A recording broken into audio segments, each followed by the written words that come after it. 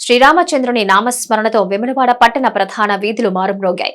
భవ్య శ్రీ అయోధ్య రామమందిర జన్మభూమి అక్షింతల స్వాగత శోభాయాత్రను బుధవారం పట్టణంలో వైభవంగా నిర్వహించారు.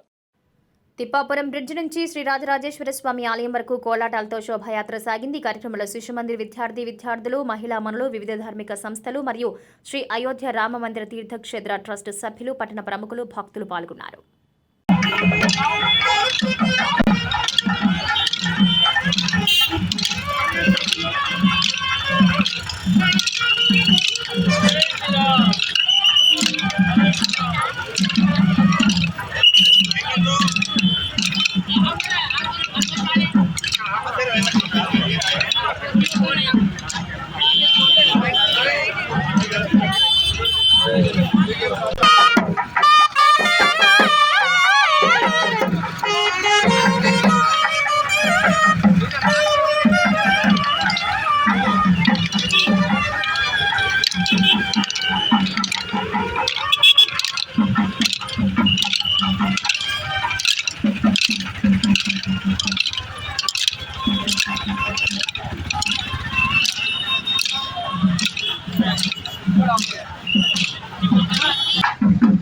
లేనటువంటి అయోధ్య నుండి వచ్చిన పవిత్రమైన అక్షంతలు ఊరేగింపుగా వేములవాడ పుణ్యక్షేత్రంలో ఊరేగింపుగా కొనసాగడానికి భక్తులు అధిక సంఖ్యలో పాల్గొని ఇక్కడ ఒక విజయవంతమైనటువంటి ర్యాలీగా భక్తులు అందరూ ఉత్సాహంతో కొనసాగిస్తున్నారు.